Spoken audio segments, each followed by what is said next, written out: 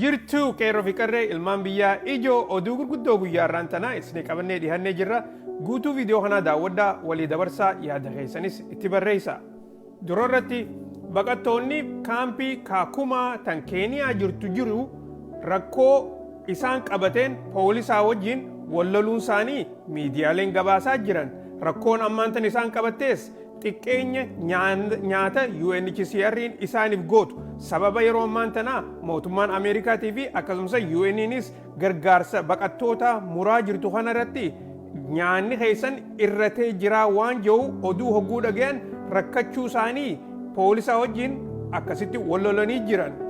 Kaampiin Kaakumaa tun kaampii yeroo dheertuudhaaf baqattoota adda addaa keessummeessitee akkasitti achirraa biyyoottan adda addaa itti deeman yoo taatu yeroo ammaan tana yoo xiqqaatte nama 300,000 oliitu achi jiraataa yaaniti gabaasaa jiran. Akka UN Food Program juutti baqattoota kanaaf nyaanni isaanii yoo xiqqaate toora parsantii 40 irraa xiqqaataa yaaniti odeessaa jiran. Kuni kan ta'eefis bajeta UNHCR'dha akka malee xiqqaachuu isaarraa kan ka'e yeroo ammaan tana baqattoota kana akkaataa nuti itti nyaachisnuu fi jireenya isaanii itti jijjiirruu hin beeknu yoo yaada jiru miidiyaadhaaf gabaasaa jira. Baqattoonni kunis eega poolisaa wajjin wallolan booda gurmuu isaanii karaa hiriira nagayaatti achi jijjiiranii mallattoo nuti nyaata barbaannaa fi ammaasis meeshaalee nyaatatti godhatan ququllaa harka qabatanii bahuu isaanii miidiyaaleen kun idaannoodhaan gabaasaa jira. Mootummoonni Yuurooppiidhaa walgahii isaanii tan guyyaa irraan tanaa godhatanitti Yuurooppii tana karaa dandeeysa securityidhaa takkaa'uu waraanaatiin fuuldura tarkaanfachiisuudhaaf jecha yoo xiqqaate maallaqa doolaara biiliyoona 867 wali baasuu isaanii miidiyaaleen adda addaa gabaasaa jira. Kunis kan ta'e eega Ameerikaan nuti isin ulii booda isin eenyu lolli gartee Raashaa fi Yuukireen gidduu jirus dhaabbachuu qabaa jettee ifa dubbattee booda warri Yuurooppiidhaa security teenyaa fi akkasumas meeshaalee waraanaatis bitachuu qabnaa yaada jiruun walgahii hatattamaa godhanii karaa kanaan walitti dhufanii jaanii miidiyaaleen adda addaa ni gabaasan.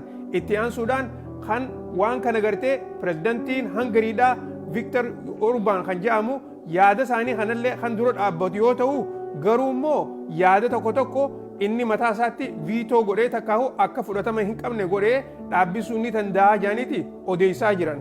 Walgahii uummataa irratti mootummoonni Yuurooppiidhaa kun Yuukireeniifis yoo xiqqaate doolaara biiliyoona 20 kan gargaarsa waraanaatii fi meeshaalee kan ta'u ni kenninaa fi jaanii dubbatanii jiran. Ministeertichi raayyaa ittisa Izraa'el akka jirutti waraanni keenya Siiriyaa keessaa ilaa zalaalam hin ba'uu jedhee dubbatee jira. Kuni kan ta'eefis mootummaa Siiriyaadhaa ta'ammaan tana jaaramte tana nuti amantii irraa hin qabnu yeroo gabaabduu keessatti nu jijjiiramuu malanii takkaa'u immoo akkuma jara biraatti shororkeessaadhaan nuuf ta'anii jedhee sodaa qabnaa. Tanaafuu waraanni keenya asirraa hin ba'uu yaada jiru miidiyaadhaaf ibsaa jira. Kaampaanoonni biyya Ameerikaa gurguddaan kan hojjettoota biyya Hindiirraa fidanii biyya Ameerikaa keessatti hojjechiisan karaa H1B viizaadhaan ammaan tana ama tokkoof biyyuma teessan taatii nuuf hojjedhaadha. Achi booda viizaa isinii goonaa yaada jiruun isaan kana karaa sanitti hambisaa jiran. Kuni kan ta'eefis eega mootummaan Donald Trump aangoo fudhatte booda warreen gartee H1B viizaadhaan dhufee asitti hafee assaayilama gartee fudhatu kana mootummaan Donald Trump akka irriisuu barbaaddu miidiyaaleen ni gabaabsan.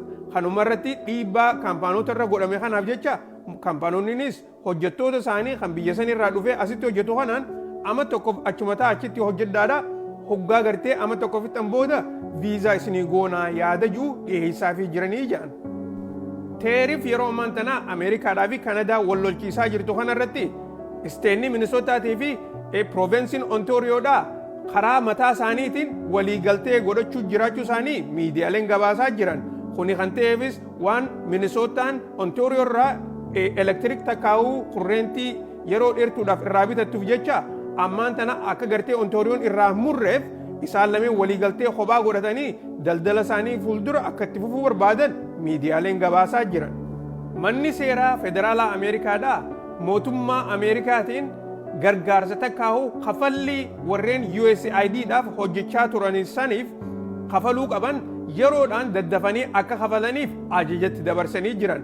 Kuni kan ta'eefis eega State Departmentiidhaa fi Departimoonni adda addaa maallaqa gartee kaampaanota USAIDdhaaf kafalamuu qabu san duraa tursiisan eegaf jarri san mootummaa gartee mana seeraatti gaafatan booda koortiin amma ajaja dabarsite kanaan daddafaatii maallaqa isaanii kafalaafii jettee ajajatti dabarsitee jirti. Mootummaan South Africaadhaa rakkoo isaanii fi Ameerikaa jidduu jirtu tan ammaan tana Donald Trump karaa adda addaatiin isaan arrabsaa jiru kana furmaata godhuudhaaf yeroo ammaan tana akkaataa daldala Ameerikaatti wajjin itti hojjetan karaa biraatiin uumuu isaanii miidiyaaleen gabaasaa jira.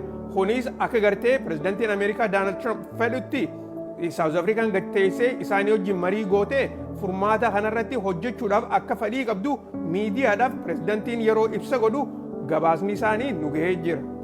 Ministeertichi haajaa alaa biyya Chaayinaadhaa Wang Yin yeroo guyyaarran tanaa ibsa miidiyaadhaa godhutti biyyi teenya nam tokko wajjinuu wallaluun feetu ollaa siitii wajjinis nagayaan jiraachuu barbaaddi akkasumas Ameerikaa wajjinis daldala guddaa waan qabnu jecha kanarratti akkaataa gartee teerifiin wal miidhuu odoon taane gatteenyee mariidhaan waan barbaachisu yoo finne irra gaarii fakkaataa jee miidiyaadhaaf ibsa godhee jira.